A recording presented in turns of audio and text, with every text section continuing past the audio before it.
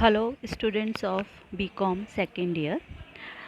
हमारा सब्जेक्ट है economic administration and financial management, जो कि ग्रुप सेकंड में आएगा और हमारा पेपर सेकंड है international trade and finance.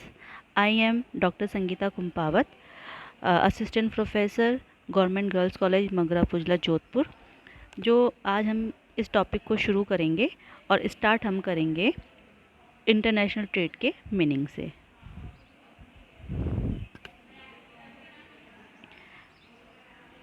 International trade को समझने से पहले हमें ट्रेड का मीनिंग समझना पड़ेगा। ट्रेड अर्थात व्यापार। व्यापार क्या होता है? It is the activity of buying, selling और एक्सचेंजिंग गुड्स और सर्विसेज बिटवीन पीपल, फर्म्स और countries which aim at earning of profit. व्यापार का अर्थ खरीदने और बेचने की क्रियाओं से होता है, जिसका उद्देश्य लाभ कमाना होता है। In other words, all economic activities performed right from production of commodities to their distribution are called trade. यानी कि वे समस्त क्रियाएं जो उत्पादन से लेकर वितरण तक संबंधित होती है, वे समस्त आर्थिक क्रियाएं व्यापार कहलाती है। व्यापार का अर्थ समझने के बाद व्यापार को कितने भागों में बांटा जा सकता है, ये हमारा नेक्स्ट टॉपिक है। It means classification of trade. Classification of trade it can be categorise in two category.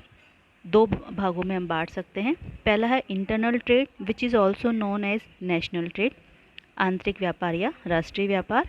And second is external trade which is also known as international trade, जिसे हिंदी में बोलेंगे बाह्य या अंतर्राष्ट्रीय व्यापार। अब सबसे पहले हम समझेंगे इंटरनल ट्रेड को। Internal trade is undertaken with in the geographical boundaries of nation. यानी कि एक देश की सीमाओं के भीतर जो व्यापार किया जाता है उसे आंतरिक व्यापार कहते हैं। इंटरनल ट्रेड में be further divided in 3 parts. आंतरिक व्यापार को हम फिर से 3 भागों में बांट सकते हैं। नंबर 1 लोकल ट्रेड, यानी कि स्थानीय व्यापार। सेकंड इज रीजनल ट्रेड, यानी कि क्षेत्रीय या राज्य स्तरीय व्यापार। And third is inter regional trade, यानी कि अंतर क्षेत्रीय या अंतर्राज्यीय व्यापार। अब इसके अर्थ को हम विस्तार से समझेंगे। लोकल ट्रेड यानी कि स्थानीय व्यापार से मतलब होता है it is that trade which is only with in any particular village और सिटी। यानी कि एक शहर में जो होता है, केवल एक शहर या वो गांव भी हो सकता है। जैसे कि मानो हम जोधपुर में रह रहे हैं, तो जोधपुर शहर में ही जो हम व्यापार करेंगे वो लोकल ट्रेड या स्थानीय व्यापार कहलाएगा। सेकंड है रीजनल ट्रेड, जिसे हम बोलेंगे राज्य स्तरीय व्यापार। Its scope is wider than local trade and is undertaken within a particular region और स्टेट। यानी कि एक राज्य की सीमाओं के भीतर जो व्यापार होता है उसे रीजनल या क्षेत्रीय व्यापार कहते हैं। अब इसको हम एक उदाहरण से समझते हैं। जैसे एक राज्य हमने ले लिया राजस्थान। अब राजस्थान राज्य की सीमाओं के भीतर राजस्थान राज्य के किसी भी शहर के बीच में या जिलों के बीच में जो व्यापार हो रहा है वो रीजनल ट्रेड होगा।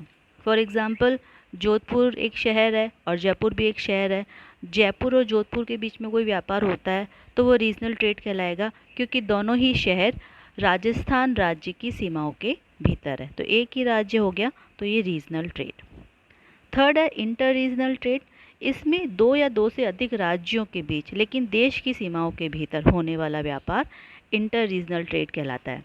जैसे मान लो राजस्थान और मध्य प्रदेश 2 राज्य, इन दोनों राज्यों के किन्हीं शहरों के बीच में कोई व्यापार होता है।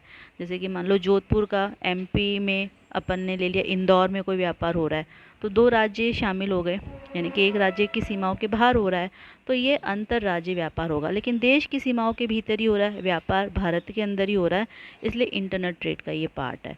तो 2 या 2 से अधिक राज्यों के बीच लेकिन देश की सीमाओं के भीतर होने वाला व्यापार इंटर रीजनल ट्रेड कहलाता है।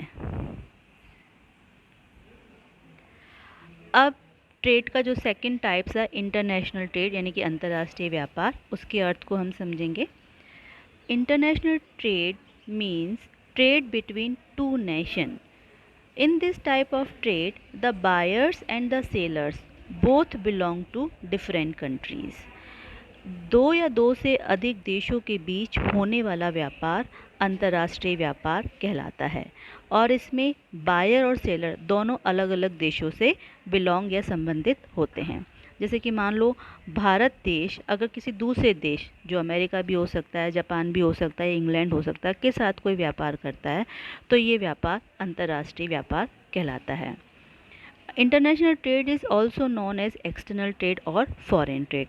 इसे हम बाह्य व्यापार या विदेशी व्यापार के नाम से भी जानते हैं।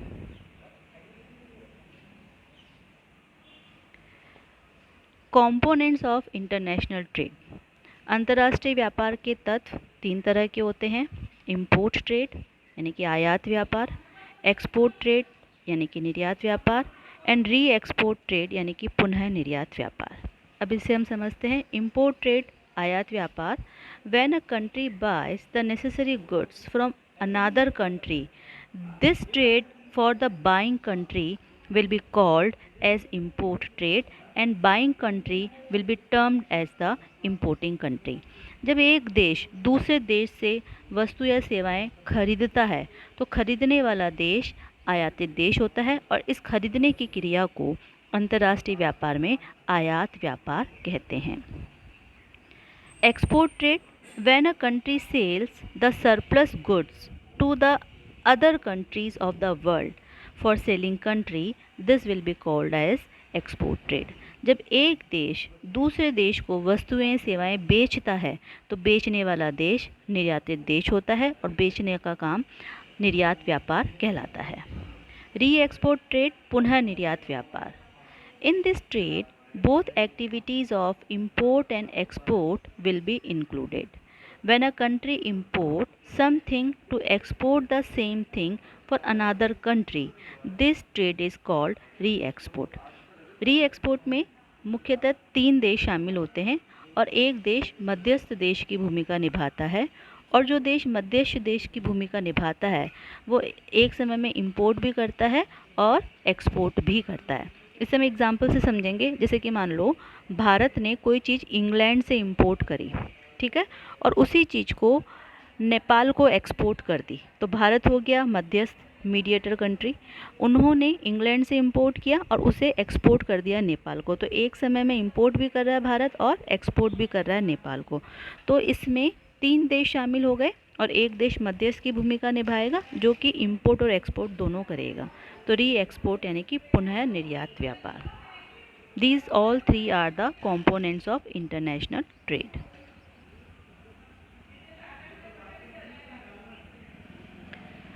अब जब हमने इंटरनल ट्रेड और इंटरनेशनल ट्रेड को अच्छे से समझ लिया तो अब इसमें कुछ समानताएं, सिमिलैरिटी है, वो हम समझेंगे। Similarities in international trade and internal trade.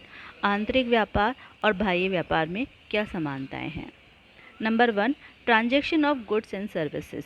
दोनों ही व्यापार में वस्तुओं सेवाओं का आदान प्रदान होता है, यानी कि वस्तुएं और सेवाएं खरीदी और बेची जाती है। चाहे वो आंतरिक व्यापार हो तो भी उसमें वस्तुओं का ही और सेवाओं का ही लेन देन होगा और अंतर्राष्ट्रीय व्यापार हो तो उसमें भी वस्तुओं और सेवाओं का ही लेन देन होगा।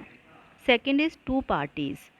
दो पक्षकार होते हैं, एक खरीदने वाला और एक बेचने वाला, चाहे वो आंतरिक व्यापार हो चाहे वो बाह्य व्यापार हो। आंतरिक व्यापार हो तो हम खरीदने वाला और बेचने वाला बोलेंगे और अगर वो इंटरनेशनल ट्रेड होता है तो खरीदने वाले को हम इंपोर्टर बोलेंगे और बेचने वाले को हम एक्सपोर्टर बोलेंगे, लेकिन होगे दो ही पक्षकार, टू ही पार्टीज़ होती है। थर्ड इज़ वॉलेंटरी ट्रांजैक्शन, स्वैच्छिक सौदे। सौदे जो होते हैं चाहे वो आंतरिक व्यापार हो या अंतर्राष्ट्रीय व्यापार, अपनी स्वेच्छा से करता है व्यापारी खरीदने और बेचने की क्रिया, कोई दबाव में या प्रेशर में आके नहीं करता है। अगर उसको खरीदना होगा आंतरिक व्यापार में तो खरीदेगा और अंतर्राष्ट्रीय व्यापार में भी यही नियम लागू होता है, ज़बरदस्ती से कुछ काम नहीं होता है। Next is trade objective. आंतरिक व्यापार और अंतर्राष्ट्रीय व्यापार दोनों का ही जो ट्रेड ऑब्जेक्टिव है, उद्देश्य है, वो एक ही है, लाभ कमाना। चाहे आप आंतरिक व्यापार कर रहे हो तभी भी आपका उद्देश्य लाभ कमाना होता है और अंतर्राष्ट्रीय व्यापार की स्थिति में भी आपका उद्देश्य लाभ कमाना ही होता है। Next is sales and marketing effort. हमें दोनों ही तरह के व्यापार में जो उद्देश्य है लाभ कमाना, तो उसमें हम चाहेंगे कि हमें सफलता मिले, ज़्यादा से ज़्यादा कस्टमर हमारे सामान को ख़रीदे। तो उसके लिए हमें सेल्स और मार्केटिंग एफ़र्ट करने पड़ेंगे, चाहे वो इंटरनल ट्रेड हो चाहे वो एक्सटर्नल ट्रेड हो। बिना एफ़र्ट्स के आप ट्रेड नहीं कर सकते हैं। Next is similarity of operation. दोनों ही तरह के व्यापारों में जो ऑपरेशन होती है, एक्टिविटीज़ होती है, क्रियाएं होती है, वह सेम होती है। क्या क्रियाएं होती है कि भाई व्यापार की शर्तें क्या होगी, हम पहले से डिसाइड करेंगे। वस्तु किस मूल्य पे खरीदी जाएगी, बेची जाएगी, और पेमेंट का मोड क्या रहेगा, पेमेंट कितने दिनों में होगा, ट्रांसपोर्टेशन कैसे होगा, ट्रांसपोर्टेशन का खर्चा कौन वहन करेगा, इंश्योरेंस क्या होगा, इंश्योरेंस का खर्चा कौन वहन करेगा। ये सारी एक्टिविटीज़ सेम होती है, चाहे वो इंटरनल ट्रेड हो चाहे वो एक्सटर्नल ट्रेड हो। Next is similarity in commercial services. हर एक व्यापार को करने के लिए हमें कुछ कमर्शियल सर्विसेज की रिक्वायरमेंट होती है, जैसे बैंकिंग है, इंश्योरेंस है, कम्युनिकेशन है, ट्रांसपोर्टेशन है, गोडावन है। तो चाहे वो इंटरनल ट्रेड हो या एक्सटर्नल ट्रेड हो, कमर्शियल सर्विसेज सेम ही होती है। नेक्स्ट है division of labour and specialisation. दोनों ही तरह के व्यापार में, चाहे वो इंटरनल ट्रेड हो या इंटरनेशनल ट्रेड हो, हम उसी वस्तु का ट्रेडर उत्पादन करेगा और उसी वस्तु को बेचना चाहेगा जिसमें उसे स्पेशलाइजेशन है, विशेषज्ञता है। Next is social, cultural and political relation. Internal trade हो या एक्सटर्नल ट्रेड हो, जब ट्रेडर ट्रेड करते हैं तो उनमें म्यूचुअल रिलेशनशिप अच्छे होते हैं, वो आपस में आते जाते हैं। जैसे इंटरनेशनल ट्रेड भी हो रहा है तो हम टूर करेंगे, दूसरे देशों में जाएंगे आएंगे सौदों को पूरा करने के लिए। तो वहाँ का जो कल्चर है, वहाँ की फूड हैबिट्स है, वहाँ की लैंग्वेज है, वहाँ की जो संस्कृति है, उसे हमें जानने का मौका पड़ेगा, सीखने का मौका मिलेगा। तो इस तरीके से cultural, social and political relations हमारे स्ट्रॉन्ग होते हैं दोनों ही तरह के व्यापार में। एंड नेक्स्ट है theory of comparative cost of production. इसका मतलब ये होता है कि तुलनात्मक लागत सिद्धांत का अर्थ ये है कि दोनों ही तरह के व्यापार में ट्रेडर उसी वस्तु का उत्पादन करेगा जिसके उत्पादन करने में उसकी कॉस्टिंग कम आती है, और दूसरे की ज़्यादा आती तभी वो खरीदेगा। जैसे कि मान लो भारत में कोई चीज़ सस्ती उत्पादित हो रही है और विदेश में वो महंगी हो रही है, तो वो विदेशी व्यक्ति उस वस्तु को उत्पादित करने की बजाय भारत से खरीद लेगा। और यही चीज़ आंतरिक व्यापार में भी लागू होती है कि भाई दो राज्य हैं, एक राज्य में कोई वस्तु सस्ती उत्पादित हो रही है दूसरे राज्य के कंपैरिजन में, तो जहाँ सस्ती हो रही है वो उस वस्तु का उत्पादन करेगा, और जहाँ महंगी उत्पादित हो रही है वो वस्तु दूसरे राज्य से खरीद लेगा। तो दोनों ही तरह के व्यापार में कंपैरेटिव कॉस्ट सिस्टम लागू होता है। जिस तरह आंतरिक और अंतर्राष्ट्रीय व्यापार में समानताएं हैं, कुछ असमानताएं भी हैं। तो हमारा नेक्स्ट टॉपिक है dissimilarity in internal trade and international trade. First difference है difference in the mobility of labour and capital. जो पूंजी और श्रम है उसके आवागमन में अंतर होता है। एक देश के भीतर तो श्रम और पूंजी का आवागमन सरलता से हो जाता है, लेकिन एक देश की सीमाओं के बाहर लेबर और पूंजी का आवागमन मुश्किल होता है, इसमें प्रॉब्लम आती है। डिफरेंस इन मॉनेटरी सिस्टम। आंतरिक व्यापार में मॉनेटरी सिस्टम सेम होता है, मनी की यूनिट एक होती है, करेंसी एक होती है, लेकिन अंतर्राष्ट्रीय व्यापार की स्थिति में अलग अलग देशों में अलग अलग मॉनेटरी सिस्टम होता है। मनी की यूनिट अलग होती है, करेंसी अलग होती है, फॉरेन एक्सचेंज में उनकी वैल्यूएशन अलग होती है। तो वो मॉनेटरी सिस्टम इंटरनेशनल ट्रेड में डिफरेंस होता है, लेकिन इंटरनल ट्रेड में एक देश का एक ही मॉनेटरी सिस्टम होता है। नेक्स्ट है difference in international monetary institution. Internal trade की कंडीशन में जो भी हम ट्रेड करेंगे उसमें financial and non financial institution जो हमारे होते हैं वो लिमिटेड होते हैं, उनकी पॉलिसी सेम सी होती है, वर्क इजी होता है। लेकिन इंटरनेशनल ट्रेड कंडीशन में अलग अलग देशों में डिफरेंट इंटरनेशनल मॉनेटरी सिस्टम्स और इंस्टीट्यूशंस होते हैं, जैसे कि वर्ल्ड बैंक है, IMF है, एक्सिम बैंक है, WTO है। तो इन सब के डिफरेंट इंस्टीट्यूशन की डिफरेंट पॉलिसी है, रिसोर्सेज ह्यूज होती है, तो उसको हमें समझना होता है इंटरनेशनल ट्रेड करने की कंडीशन में। नेक्स्ट है डिफरेंस इन नेशनल पॉलिसीज़। हर एक देश की आर्थिक नीतियाँ अलग होती है। अगर इंटरनल ट्रेड हम कर रहे हैं तो एक देश की जो इकोनॉमिक पॉलिसीज़ है, चाहे वो मॉनेटरी पॉलिसी है, फिस्कल पॉलिसी है, वेजेस पॉलिसीज़ है, लेबर पॉलिसी है, वो एक सेम होगी। तो एक देश के अंदर व्यापार करने में व्यापारियों को इन पॉलिसीज़ की नॉलेज होगी और कॉम्प्लेक्सिटी यानी कि जटिलता कम होगी। लेकिन इंटरनेशनल ट्रेड की स्थिति में हर एक देश की, जैसे कि मान लो भारत यूएसए से कर रहा है तो यूएसए की अलग पॉलिसी होगी, इंग्लैंड की अलग पॉलिसी होगी, जापान की अलग होगी, चाइना की अलग होगी। तो उस कंडीशन में हमको हर एक देश की नेशनल पॉलिसी की नॉलेज होना ज़रूरी है, नहीं तो हम इंटरनेशनल ट्रेड नहीं कर पाएंगे। और यही सब बातें इंटरनेशनल ट्रेड को थोड़ा जटिल भी बनाती है। नेक्स्ट है difference in commercial law. Internal trade में एक देश में कमर्शियल लॉ सेम ही रहेंगे, चाहे वो राज्य के हो। अलग अलग राज्यों में थोड़ा सा अंतर हो सकता है, लेकिन ओवरऑल नेशनल लेवल पर कमर्शियल लॉ में भिन्नता नहीं होती है। लेकिन इंटरनेशनल लेवल पे हर एक देश के कमर्शियल लॉ अलग होंगे। तो जब हम कोई व्यापार करेंगे तो हमें वहाँ के कानून की जानकारी होना बहुत ज़रूरी है, ताकि अगर हमें कभी कोई मुसीबत आए तो हम उससे कैसे बच सके या कानून के दायरे में रह के हम कैसे काम कर सके। तो इसके लिए इंटरनेशनल ट्रेड में हम जिस भी देश के साथ व्यापार कर रहे हैं वहाँ के कमर्शियल लॉ की नॉलेज होना हमें ज़रूरी है, और जो थोड़ा जटिल कार्य भी है। इंटरनल ट्रेड की कंडीशन में ऐसा नहीं होता है। Difference political system. Internal trade में एक ही पॉलिटिकल सिस्टम होता है, एक देश में एक ही पॉलिटिकल सिस्टम है, चाहे वो डेमोक्रेटिक है, चाहे ऑटोक्रेटिक है, चाहे कैपिटलिज्म है, चाहे मिक्स्ड इकोनॉमी है। लेकिन इंटरनेशनल ट्रेड में हर एक देश में अलग पॉलिटिकल सिस्टम है। जैसे भारत अगर दुबई से व्यापार करता है तो दुबई में मोनार्की सिस्टम है, लेकिन अगर इंग्लैंड में करता है तो वहाँ पे डेमोक्रेटिक सिस्टम है। तो हर एक देश के पॉलिटिकल सिस्टम की जानकारी लेकर हमें अंतर्राष्ट्रीय व्यापार करना पड़ता है। लेकिन इंटरनल ट्रेड की कंडीशन में ऐसा कुछ नहीं होता है। Next, difference in distance between buyers and sellers. बहुत ही सिंपल है। इंटरनल ट्रेड में बायर्स और सेलर का डिस्टेंस कम होता है, लेकिन इंटरनेशनल ट्रेड में ज़्यादा होता है। नेक्स्ट है problems in payment. Internal trade में पेमेंट की प्रॉब्लम कम होती है क्योंकि करेंसी एक ही होती है, लेकिन इंटरनेशनल ट्रेड में प्रॉब्लम्स ज़्यादा होती है पेमेंट की, due to difference in currencies. उनमें क्या फ्लक्चुएशन चल रहा है, इंटरनेशनल जो रेट है वो डेली चेंज होती रहती है।